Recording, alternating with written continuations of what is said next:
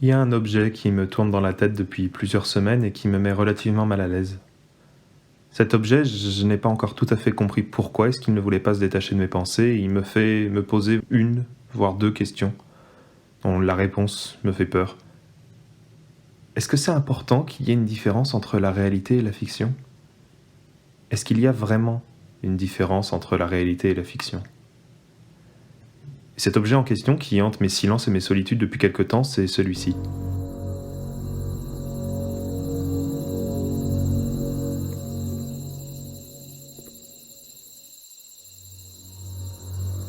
It's a lamppost.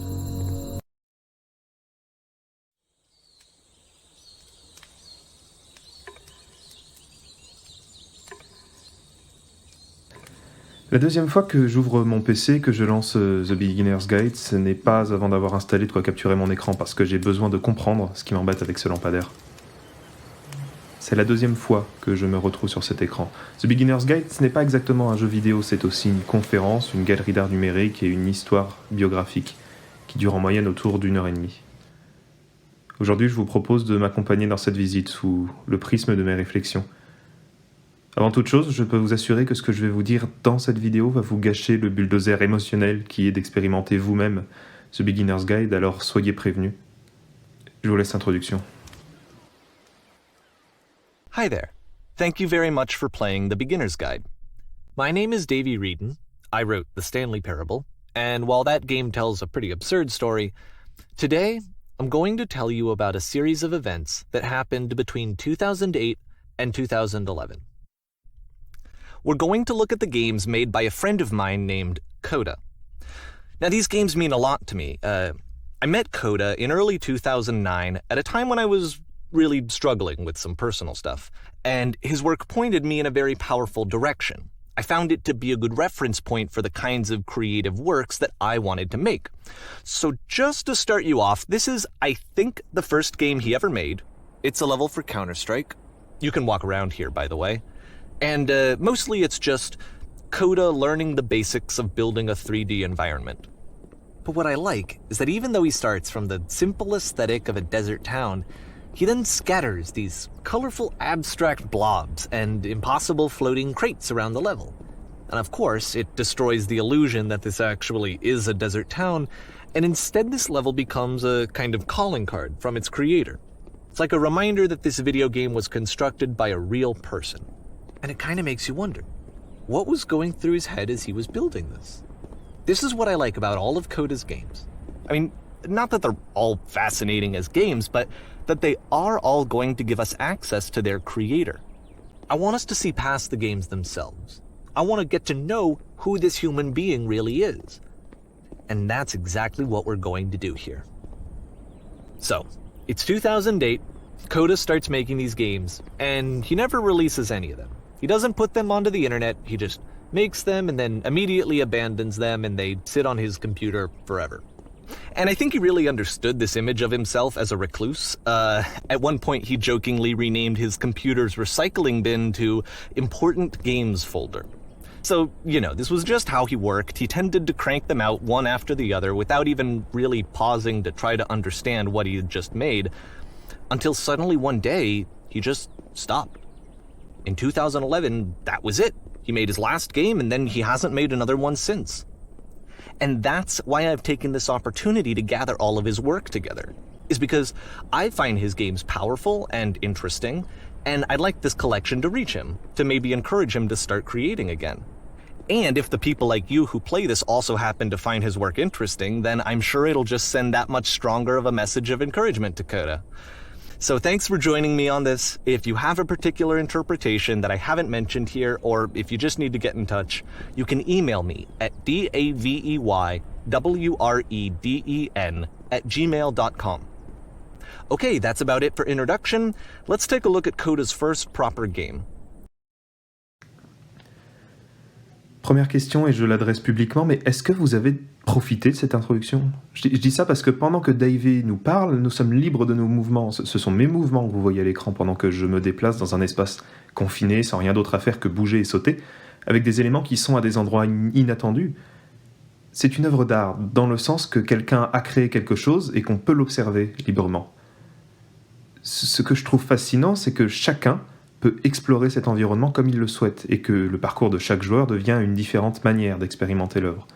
Ce premier jeu, fait par Coda indirectement, donne à voir le point de vue d'un spectateur d'une œuvre, par les autres spectateurs, ce que veulent voir chaque personne individuellement. Deuxième question, c'est quoi The Stanley Parable ? The Stanley Parable, c'est le premier, seul autre jeu édité par Davey, qui nous propose d'incarner un employé de bureau qui se retrouve seul un matin, et décide de sortir trouver pourquoi ses collègues ont disparu. La particularité de ce jeu, c'est qu'il est en permanence narré, et qu'une histoire rigide, et un jeu vidéo où le joueur a un total contrôle sur ses actions ne font pas bon ménage. Aussi, lorsque le joueur arrive pour la première fois dans cette salle devenue iconique, When Stanley came to a set of 2 open doors, he entered the door on his left.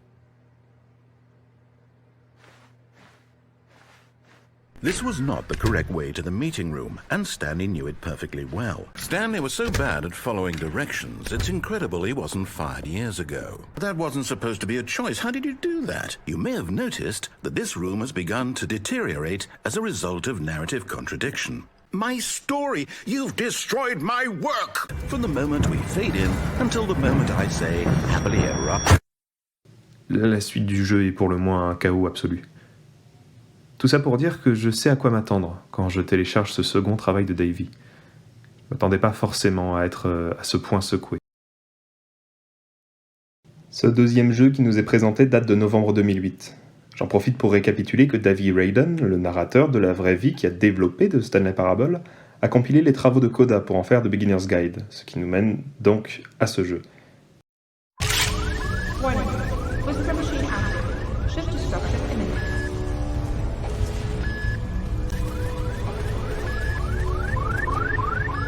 Celui-ci est important, mais je vais pratiquement faire l'impasse dessus. Il est important parce qu'il introduit quelques éléments que l'on retrouvera plus tard, bien plus tard dans le jeu. Security call breached. Hostile alien life form inbound. C'est une immense station spatiale dans laquelle vous vous déplacez avec une arme. Vous pouvez tirer avec cette arme, sauf qu'il n'y a pas d'ennemis. Rien sur quoi tirer. C'est surtout une manière de vous introduire au fait qu'il s'agit de vieux jeux un peu expérimentaux de la période, et que cette ancienneté leur confère des imperfections un peu poétiques. I love how you can see the bottom of the universe from this room.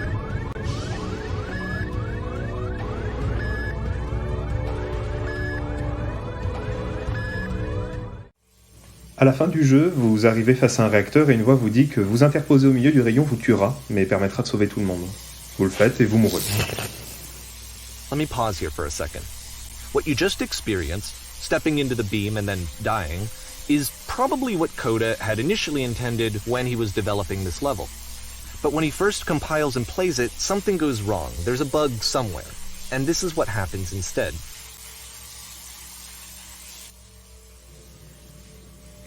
Et vous refaites donc la fin, telle que Coda l'avait laissée, sauf que, suite à un bug, vous vous envolez au-dessus du jeu, à travers les murs.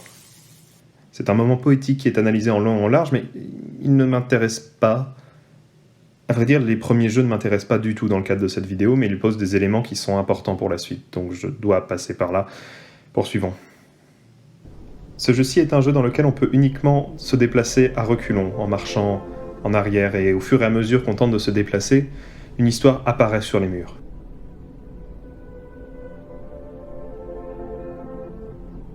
Le passé était derrière elle, mais on ne pouvait voir le futur. Pourquoi le futur change-t-il constamment ? Quand elle s'arrête et observe, tout devient plus clair. Mais si le futur est toujours derrière elle, comment trouvera-t-elle la force de l'affronter ? Et c'est la fin. La première fois que j'y jouais, j'étais conquis, je trouvais le jeu très sympathique, inventif et reposant, beau. Je vais volontairement passer le prochain jeu, parce qu'il faut qu'on l'aborde plus tard, en même temps qu'un autre jeu. Et entre ces deux jeux, il y en a deux autres. Et le premier de ces deux autres jeux s'appelle Absurdité dans tous les sens ou presque. Oftentimes, Coda would put bizarre titles like this one at the start of his games. I wish I'd known him at the time that he was making these early games. He would really only talk to me about his work as he was making it. Once he stopped work on a game, that was it. It was dead to him.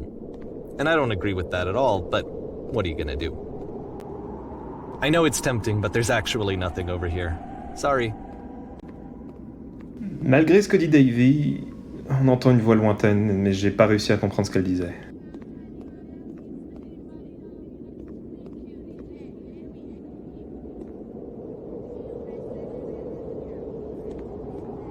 peu importe.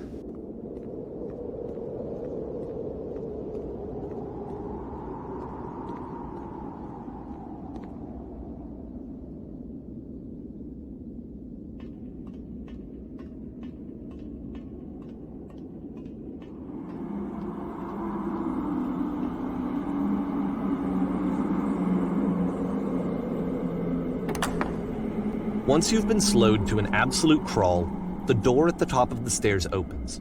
So why, if Coda's not showing these games to anyone, why bother opening the door at all? Well, to show you, I'm modifying the game here so that when you press enter, it'll bring you back up to full speed so you can enter the door for yourself.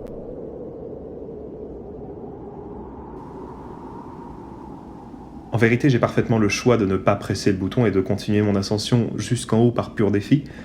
Mais très franchement, l'intérêt est moindre aussi, je vais moi aussi par la magie du montage vous emmener en haut. Je voulais avoir la pièce derrière cette porte en vidéo, parce qu'il s'agit d'une sorte de sanctuaire où Coda conserve des idées et des ébauches pour ses jeux. Dans un jeu. Des idées étranges que je voulais toutes lire avant que Davey nous emmène au jeu suivant, parce que ça va trop vite.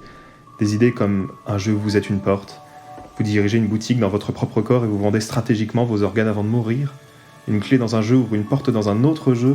Vous êtes la reine qui dépoussière ses bijoux pendant que l'on détruit son royaume. Un jeu fait uniquement de posters et d'images qui vous montrent à quoi devrait ressembler le jeu. Un étranger apparaît et... Le prochain jeu s'appelle À vos marques, prêts, pêchez. Et comme vous l'avez peut-être déjà deviné, il n'est jamais question de pêcher quoi que ce soit à aucun moment pour mon plus grand regret. Ce jeu a deux intérêts. Une énigme qui deviendra une signature de Coda. Une porte que l'on ouvre avec un levier vers un sas, sauf que la deuxième porte de ce sas n'a pas de levier visible et qu'il faut donc fermer la première porte tout en se faufilant dans le sas. Et le levier de la seconde porte se trouve à l'intérieur du sas sur la première porte et c'est beaucoup plus facile à voir et à comprendre que quand je le dis. Don't forget that solution, because we're going to see this puzzle again soon. We're gonna see it a lot.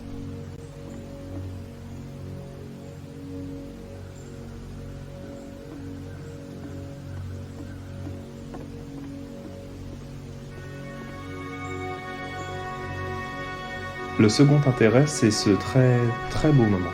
So that seems to be it, right? You walk down a corridor, you solve a puzzle, you get to the end. Simple enough. Alright, now I'm going to modify the game again so that when you press enter, it'll remove all of the walls from this room.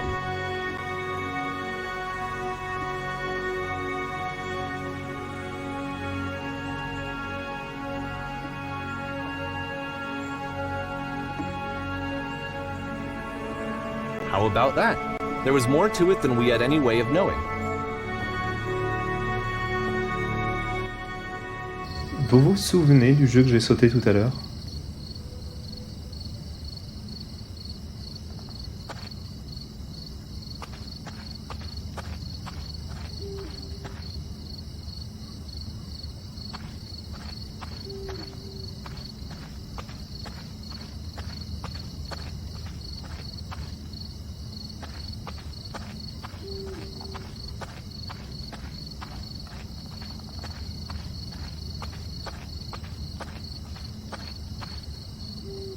And that's it. Et enfin, vous l'avez peut-être déjà deviné. Aha. So, this, combined with the entering game from earlier, tells us that Coda believes his games are connected somehow. It could even be that the stairs game and the puzzle game are literally connected in between this and the entering game. There's a bigger picture that all of his games are meant to play a role in, some larger meaning that we won't be able to grasp until we've seen all of them. And once we have, we can step back and start to understand what exactly that bigger picture is. C'est plus ou moins le terreau d'introduction qui va vous permettre de comprendre pourquoi j'ai un problème avec les lampadaires. Mais avant de rentrer dans le vif du sujet, il nous faut passer bien sûr par le premier jeu de cette compilation qui montre ce fameux lampadaire. Le titre est plutôt explicitement raccord avec le jeu pour cette fois. C'est vraiment une longue descente et c'est triste que je doive accélérer cette longue descente. Pour vous expliquer sans rendre la chose forcément plus simple à comprendre, je dois vous montrer absolument tout, même si ça n'a pas d'intérêt direct. Et je dois gâcher le rythme de l'histoire originale. Si je passais directement à la fin avant de faire une rétrospective, si je vous montrais les deux phrases qui m'ont chamboulé, ça ne fonctionnerait pas, je ne pourrais plus rien expliquer correctement. Le compromis est monstrueux et mon charcutage n'a rien à envier aux méthodes de Davey. This prison, Funny enough, in Coda's original design, the doors stayed shut for a full hour before letting you go. If you don't mind, I think we're gonna skip that.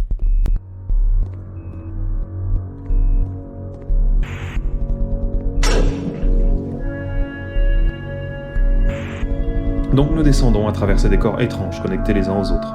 Et s'il y a un sens, il ne m'intéresse pas, il ne m'intéresse plus parce que je sais, ou plutôt je crois savoir ce qu'il en retourne, à l'exception d'une pièce. Pour expliquer cette pièce, je vais reprendre cette citation de Davey.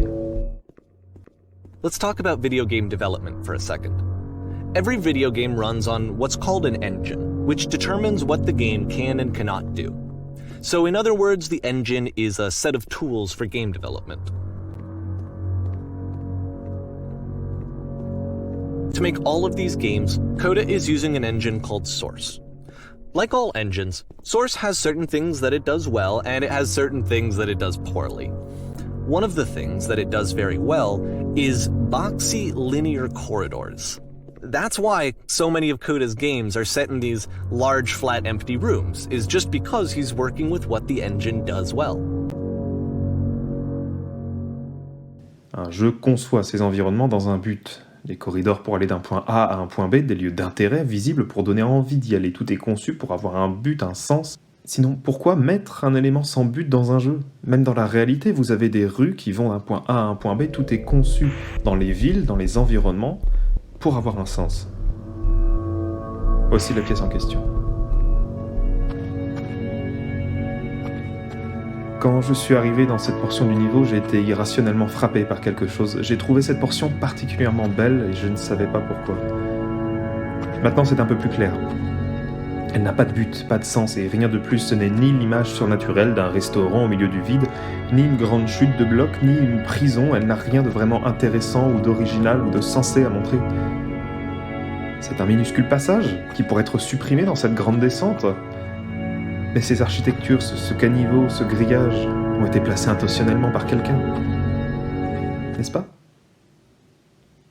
C'est absurde que le passage le plus normal de ce foutu jeu soit celui qui me fascine le plus. À quel point ce tableau a été réfléchi, à quel point ces murs et ces textures ont été consciemment placés.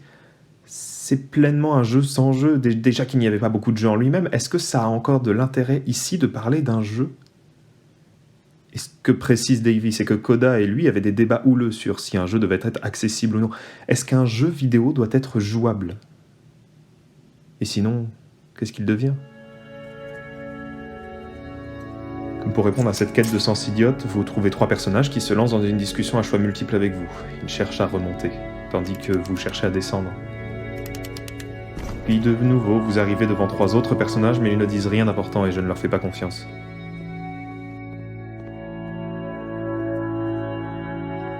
And so we make one last descent down to the final floor of the level.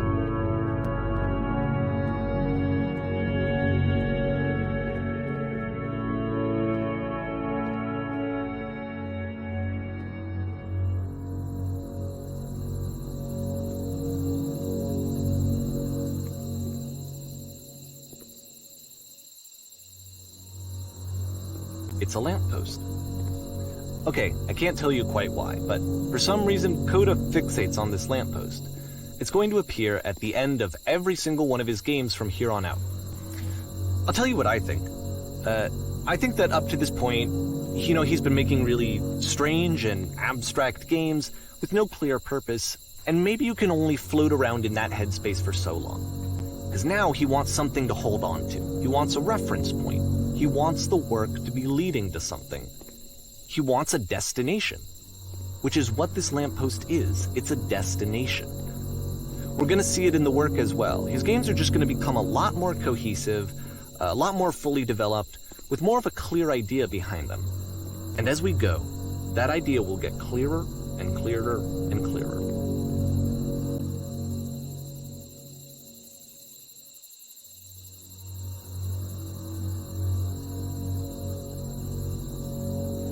Je vous repasserai ce monologue en entier plus tard, quand vous aurez compris le problème du lampadaire. Vous comprendrez aussi pourquoi je ne faisais pas confiance au personnage d'avant, pourquoi plein d'autres choses.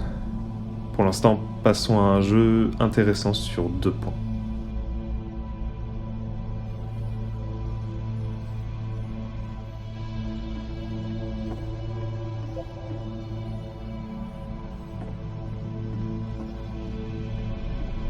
So first off, I'm sure you can deduce this, but this game is not connected to the internet.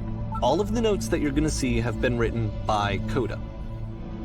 Le premier point, c'est cette façon pour moi que Coda a de dialoguer seul avec ses jeux, voire d'imaginer tout un public qui n'y viendra jamais. Il simule une multitude de joueurs imaginaires se posent à un endroit et en fonction de ce qui lui inspire cet endroit et du faux joueur qu'il incarne, il laisse une note. Partager sa frustration face à une fausse porte, se poser tous ensemble face à une œuvre d'art, raconter une trop longue histoire, dire fesse cul fesse dans un coin, hurler je suis le roi du monde au bord d'une corniche. But it's ironic, isn't it? That in playing this game and seeing how alone Coda often felt, that we get to know him better and actually kind of connect with him. And I have to be honest with you, this idea is really seductive to me. That I could just play someone's game and see the voices in their head and get to know them better and have to do less of the messy in-person socializing. I could just get to know you through your work. I think this is why I always liked Coda's games so much, is because it felt like they let me have that connection. I felt as though he was inviting me personally into his world. And then I feel less lonely too. Le second intérêt, c'est de nous donner l'interprétation de Davey à propos de l'énigme de la porte. Each of these games represents an idea that was on Coda's mind at the time that he was making it. And the puzzle is a way of closing the door on a previous chapter of his life before moving on to the next one. Coda can then place this puzzle that he knows has a reliable solution, he understands exactly how it works, and so it gives him a simple mechanism for moving on. And because there's this dark area between the doors, a space between spaces, before you move on, you get to pause. Just for a moment, a few seconds to reflect on and let go of the events that led you here. To step back and connect the pieces together. To grasp at that elusive bigger picture.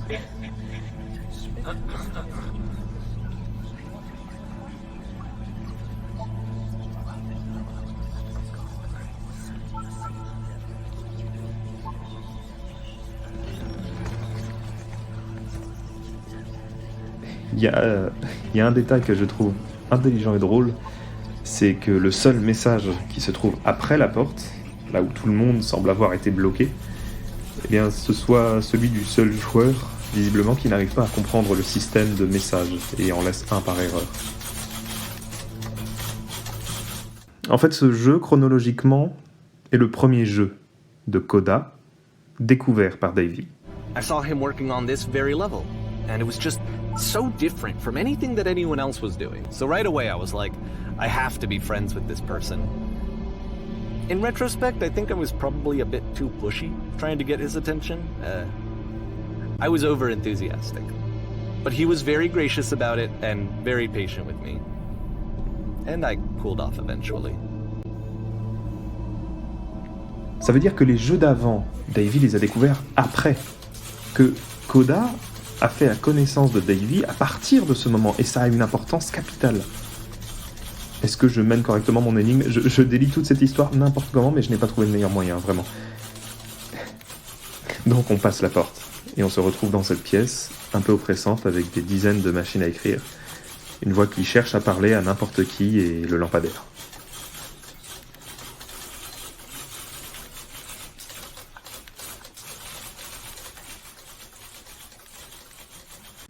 C'est à partir des prochains jeux que ça devient intéressant et que vous allez progressivement me voir fuir ou snobber les lampadaires. D'ailleurs, vous savez quoi ? On va aller plus vite. Les jeux qui suivent sont une autre introspection de Coda autour de la notion de prison, un jeu qu'il va reproduire de multiples manières, avec plein de subtilités qui sont fascinantes, mais la métaphore finale reste celle de la prison qu'il reproduit encore et encore et encore.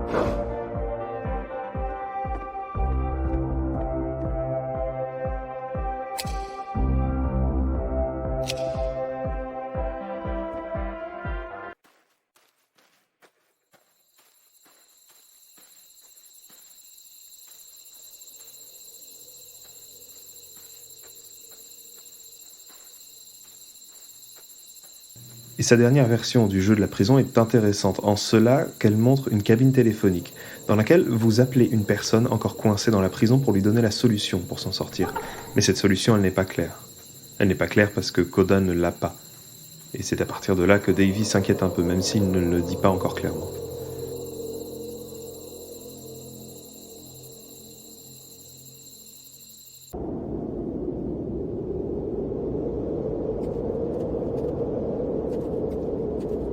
Le jeu suivant m'a terriblement marqué, bien qu'il puisse paraître peu intéressant. Une petite maison au milieu d'une pente enneigée au sein de laquelle vous menez une conversation avec ce qui semble être la femme de ménage ou le maître des lieux, qui vous incite à nettoyer et ranger la pièce.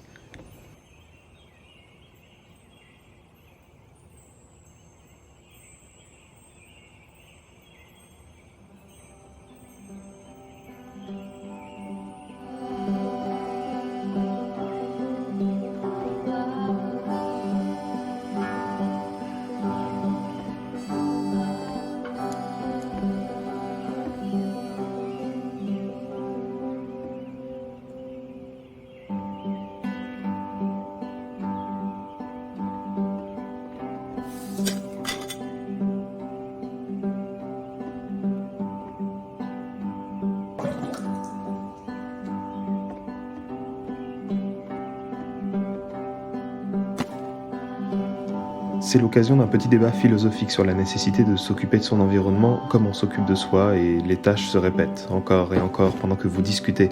Et j'aime ce moment de tranquillité, on se sent bien dans cette petite maison avec de la compagnie, même si ça n'est qu'un jeu pas franchement fun et que rien de tout ça n'est réel. It can't last. The music stops, your companion is gone, it's time to leave. The door at the top of the hill is now open as well. Je voulais pas quitter cet endroit. Surtout en sachant que c'était pour ce satané lampadaire. Ou bien devrais-je dire à cause de ce lampadaire. Le fait est que c'est la deuxième fois que je joue à ce jeu et que non seulement je sais que ce qui va suivre n'est pas plaisant, mais qu'indépendamment de ça, je suis frustré et mécontent et déterminé à avancer vers...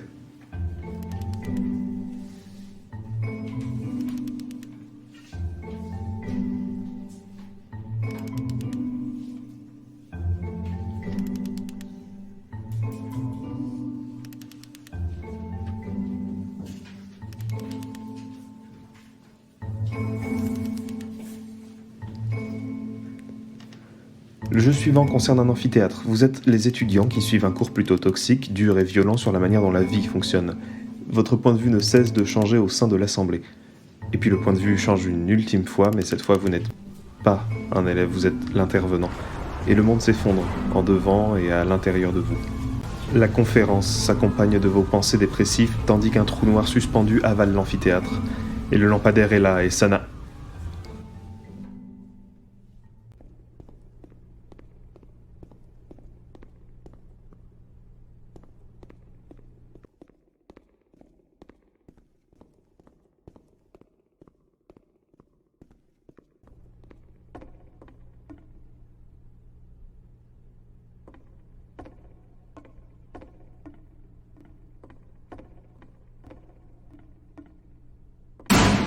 Le jeu suivant se déroule dans un théâtre gigantesque où vous reproduisez la vie du metteur en scène qui vous dirige et qui n'est jamais convaincu et vous met dans des situations de stress intense, figurant par exemple l'anxiété de la foule avec des bumpers de flippers géants.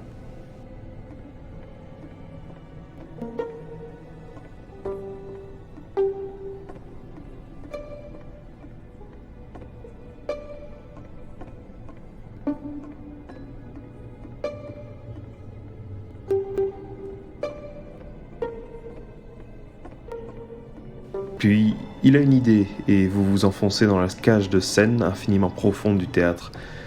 Sauf que quelques instants après avoir passé le lampadaire, vous êtes...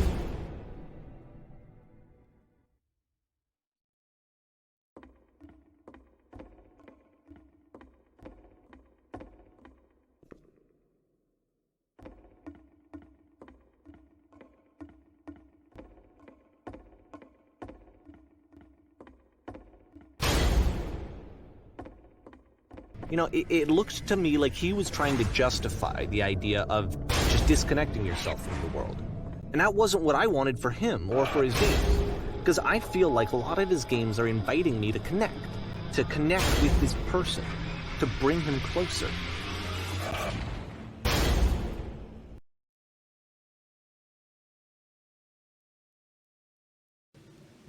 Le jeu suivant nous conseille de jouer les yeux fermés, et donc on meurt ainsi en boucle pour finalement se rendre compte que nous sommes dans un vaisseau spatial et que l'énigme de la porte s'écrase sur nous encore et encore. Et les petites blagues sur l'équipage aveugle disséminées un peu partout ne suffisent pas à nous enlever l'idée que quelque chose ne va pas. Et sur le deuxième pont, à côté d'un lampadaire, on vous révèle que seule la vérité arrêtera la catastrophe. Et la vérité, la simple vérité, c'est que Koda est dépressif, et que son processus créatif ne le satisfait Like I plus. said, I was getting concerned. First off, he's never been this explicit in his work about exactly what he's thinking. So, where's that coming from? Et puis encore 6 mois avant le prochain jeu, une longue balade au milieu de nulle part où une voix désincarnée tente d'aider Koda à retrouver sa puissance créative, sa machine. Sauf que cela se termine dans une longue et horrible séquence d'autodestruction où nous sommes forcés de nous auto-persuader que tout va bien pendant que les murs de pensée explosent avec en fond les pleurs terrifiés et étouffés d'une femme en pleine crise d'angoisse. I wanted it to stop more than anything. I had never felt so rotten. I needed more than I had ever needed anything for this to stop. Et puis vous voyez ceci. Une femme prostrée dans un canapé dans la prison de tout à l'heure. Ah, et aussi, Davy commence à se demander comment aider Koda, mais pour l'instant, il y a une question qui va ne se faire que vérifier, et c'est... Il y a quoi dans le slip de Koda ? Non, je déconne, mais vraiment, qui est Koda ? La vérité, c'est que les dialogues et tous les éléments du jeu commencent à se référer à l'avatar, à votre personnage, celui à travers lequel Koda s'exprime, qui est présenté comme une femme. Alors, une question pertinente, c'est de savoir qui est vraiment Koda. Ça aurait dû me mettre la puce à l'oreille en entendant Davy toujours parler de Koda au masculin. Et pour évacuer ça tout de suite, non, le propos n'est pas autour de la transidentité, mais autour de quelque chose de bien plus général, et gravitant autour de mon angoisse des lampadaires qui... Le jeu suivant nous rapproche de la conclusion de cette terrible histoire. La machine de Koda a été capturée, et cérémonialement, vous vous avancez pour l'interroger. Mais, bien sûr, la machine est And of muette. course, it's the machine.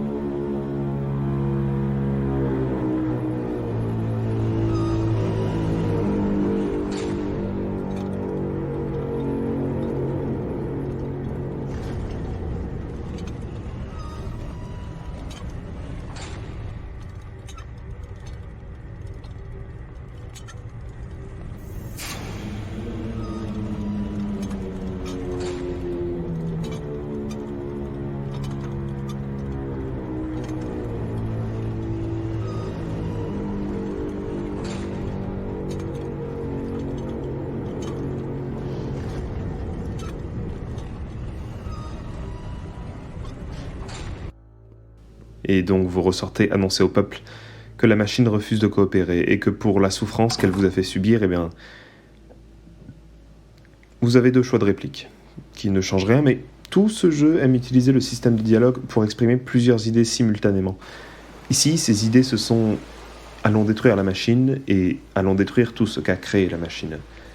Pour ne pas gâcher la séquence qui suit, je vous révèle un autre choix que je n'avais pas remarqué avant le montage, un dialogue au sein de cette séquence qui vous donne le choix entre Koda, je vais m'assurer que votre travail meure ici, et Koda, je vais m'assurer que vous restiez célèbre pour toujours. Pas mal de choses ici sont analysées, mais ce que j'en retiens, c'est que Koda est la machine, puisque votre personnage dans le jeu, probablement la femme de la prison, puisqu'on ne cesse de vous appeler madame, parle de Koda, à Koda. Et vous savez quoi ? Je m'en fous. Je m'en fous parce que ça n'a aucune espèce d'importance de qui est Koda. J'y arrive.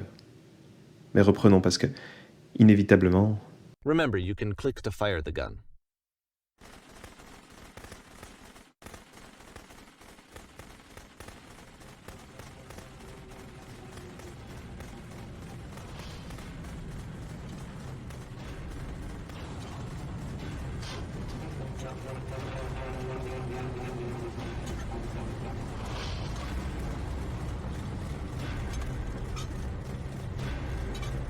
So now the work is becoming self-destructive. And I'll tell you, at the time that I first played this game, shortly after he made it, here's what I'm thinking to myself. I'm thinking that Code is stuck in his own head, and that it's having a very negative effect on him, and that all he needs to do is just start showing his work to people. to get some actual feedback on his games. It might get him out of isolation. So, as I'm thinking this, I realize that I could be the one to initiate it. Because it would never occur to Coda to start actively soliciting feedback, so what if I did it for him? If he could see the difference it would make to have more actual conversations with other human beings, would that bring him out of his mental spiral? Would it give him confidence in himself? Would it bring meaning back into his work?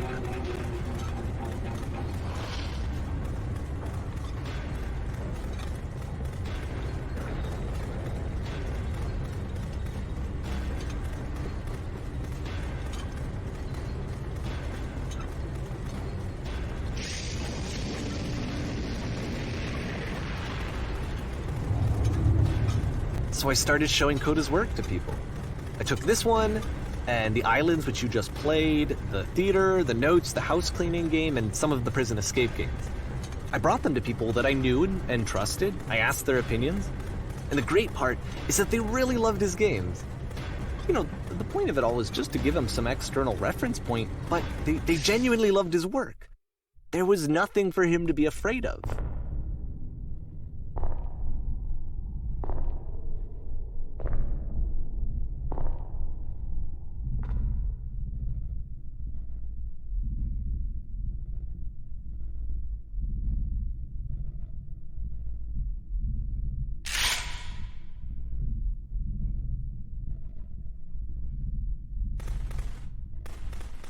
Can you see why I felt like this was the right thing to do? Because it's the thing that I always feel like I need, to be told that my work is good, that I am good. When someone really connects with a thing that I've made, when they see themselves purely in my work, there's nothing that feels better. And I got to give that very same feeling to my friend. I did something... I really felt like I'd done something good, like I was a good person. I felt like there was a friend who was in trouble and was unhappy and maybe didn't like themselves, and I could fix it. If I could give him this gift, maybe I could fix the problem. When they told me how much they enjoyed his games, it was the best feeling. It was the absolute best feeling. It made me feel so happy.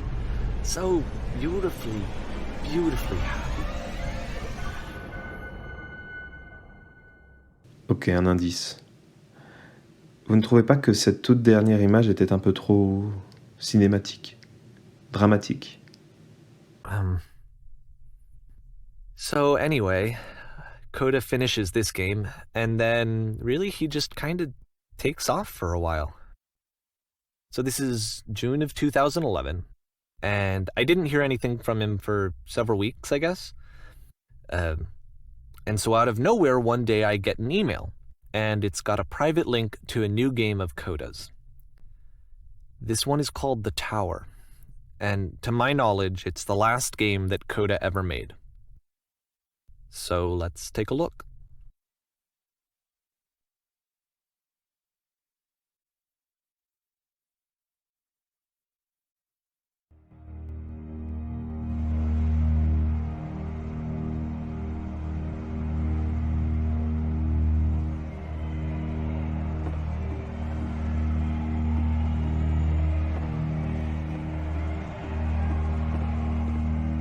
And this is where I have trouble saying anything meaningful about Coda's work. Because more than anything else, the tower just feels distant. It feels like it's trying to distance itself from the world. It's a very cold game.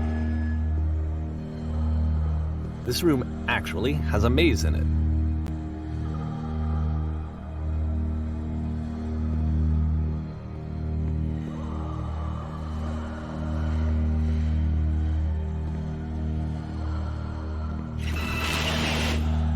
Except that all the walls of the maze are invisible. And then every time you touch one of the walls, there's this awful flashing and noise, so the experience is really miserable. The game goes beyond not being meant to be played, it actually seems to despise the player for trying to play it at all. But I do want to show you the rest of the levels, so when you're ready to continue, press enter and I'll put a bridge over the maze. Ce pont, il est constitué de supports de murs sans texture, les mêmes utilisés dans le précédent jeu de Davey. Dans The Stanley Parable, c'était un moyen facile de briser le quatrième mur en montrant un jeu inachevé. Et pour cause, dans ce jeu-ci, il est impossible d'avancer de ce labyrinthe en passant par un code aléatoire sans indice à une porte qui ne peut s'ouvrir de l'extérieur. But I can open this door for you, so let me do that.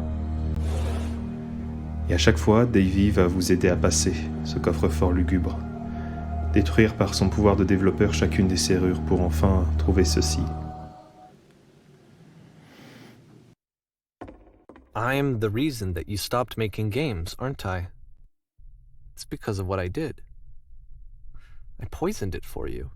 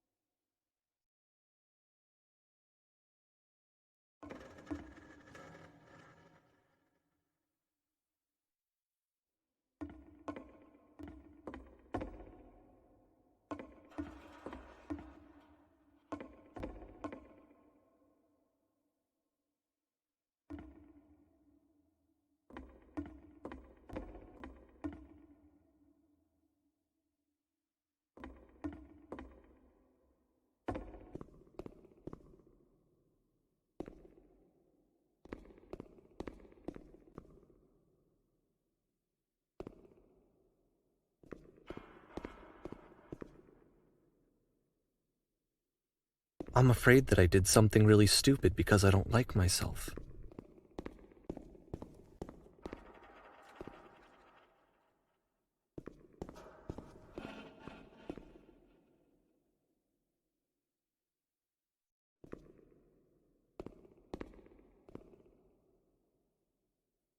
Voilà la vérité. Et ça peut sembler triste, injuste, parce que tandis que Davy se lamente, l'espace entre les portes se referme sur nous. Il s'excuse pitoyablement, mais la porte ne s'ouvre pas. Will you start making games again? Please. I need to feel okay with myself again. And I always felt okay as long as I had your work to see myself in. I mean, is something wrong with me? Because I know that I did an awful thing, and I'm doing it again right now. Like, I'm showing people your work, but I can't stop myself from doing it. That's how badly I need to feel something again, like I'm an addict. There has to be something wrong with me. Can I apologize? What if I tell you I was wrong? Will that work? Will that fix it? I don't know. I don't think it will, but there's nothing else that I can do. Just tell me what you want. I'm sorry. I'm sorry. Please. Start making games again. Please help me. Please give me some of whatever it is that makes you complete. I want whatever that wholeness is that you just summoned out of nothing and you put into your work. You were complete in some way that I never was.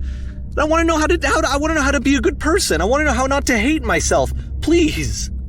I'm fading, and all I want is to know that I'm going to be okay.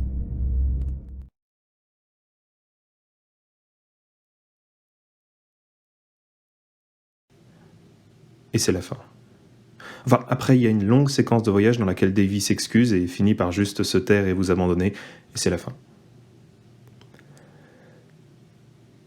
Donc, j'en reviens à ma question de départ. Est-ce que c'est important qu'il y ait une différence entre la réalité et la fiction ? Est-ce qu'il y a vraiment une différence entre la réalité et la fiction ? Bon, à ce stade, vous vous demandez sûrement de quoi je parle, et donc je vais parler de tout à fait autre chose. Est-ce que vous savez ce que c'est que le montage vidéo ? Le montage vidéo, c'est cette manière que j'ai de transformer une fiction en une autre fiction, en modifiant le rapport à l'espace, à l'échelle, au temps, les paroles qui y sont prononcées, etc., en y ajoutant des niveaux de lecture différents. C'est la même chose pour quelqu'un qui filme sa vie ou la prend en photo et la modifie ensuite, ça devient une autre réalité, une fiction donc. Et que dire des souvenirs ? Vous savez que votre cerveau réécrit un tout petit peu votre mémoire à chaque fois que vous pensez à un souvenir. Ça veut dire que plus vous vous rappelez, plus votre mémoire dérive de la réalité. Est-ce qu'il y a vraiment une différence entre la réalité et la fiction ?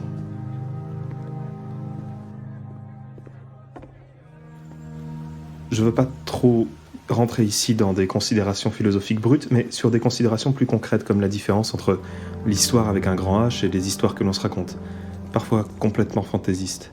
Parce que, oui, je vous ai menti, ou plutôt j'ai volontairement omis l'élément qui est à la base de toute cette vidéo, de manière à accentuer un effet de surprise que vous auriez eu différemment si vous aviez joué à The Beginner's Guide d'une traite sans les coupures.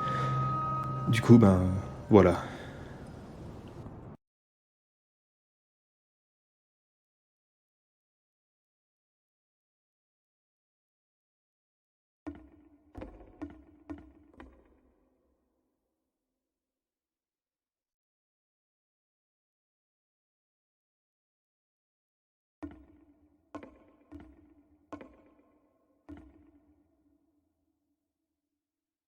Les lampadaires sont des mensonges.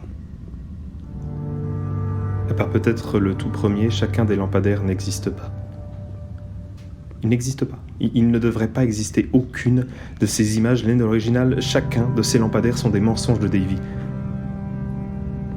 Honnêtement, je trouve que Davy est un connard. Il n'a cessé de modifier les jeux de Coda et si vous n'êtes pas convaincu, il y a un extrait que j'ai coupé au bon moment et je vous propose de ne pas le modifier cette fois-ci. And to be fair, it's not like this is the first game that's needed some modification to be playable. Like the house cleaning game. You know, that one used to actually loop the cleaning chores and you just cleaned a house forever. I had to cut it off so that you could exit the house and the game would actually end. Le jeu de la maison. Et encore combien de jeux Davy a pu modifier sans nous en parler ? À quel point a-t-il modifié le travail de Coda sans lui en demander l'autorisation avant de le montrer à ses amis ? À quel point Davy a projeté ses propres interprétations purement personnelles sur des jeux qui ne lui appartenaient pas ? I guess if someone had told me ahead of time that he just really enjoyed making prison games, maybe I wouldn't have thought he was so desperate. I wouldn't have told so many people that he was depressed. Maybe he just likes making prisons.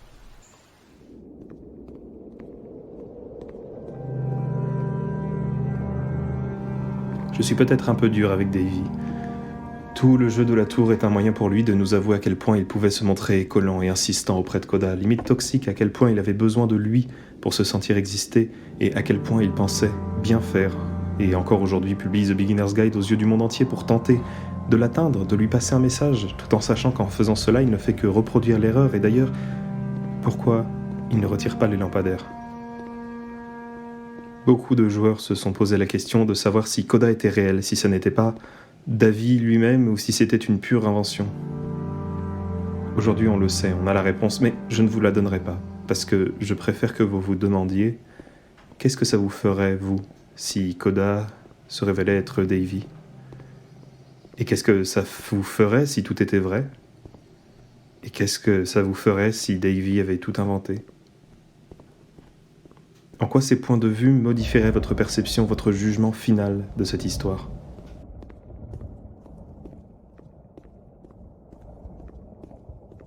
Est-ce que c'est important qu'il y ait une différence entre la réalité et la fiction ? Est-ce que le mensonge est excusable si le mensonge lui-même n'est qu'un mensonge et que Davy a inventé toute cette histoire et que donc rien de tout ça n'est jamais vraiment arrivé et que tout ce jeu est faux ?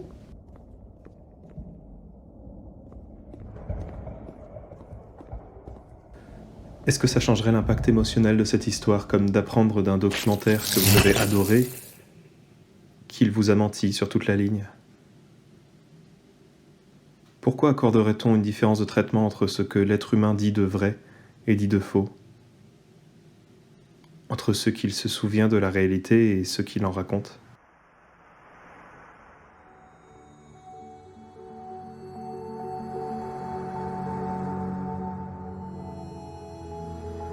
Est-ce qu'il y a vraiment une différence entre la réalité et la fiction ?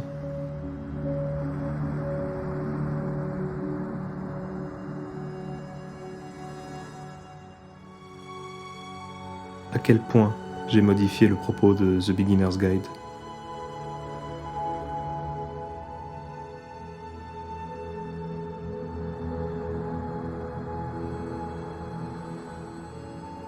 À quel point j'ai modifié ma mémoire ?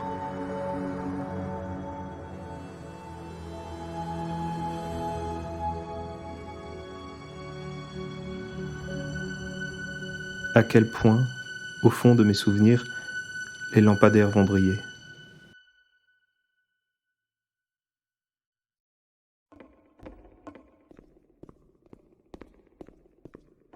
And then you stopped, and I didn't have anything left to show people. I just had to be with myself. And as soon as that happened, there was no feeling at all. Nothing. Less than nothing. What does that mean?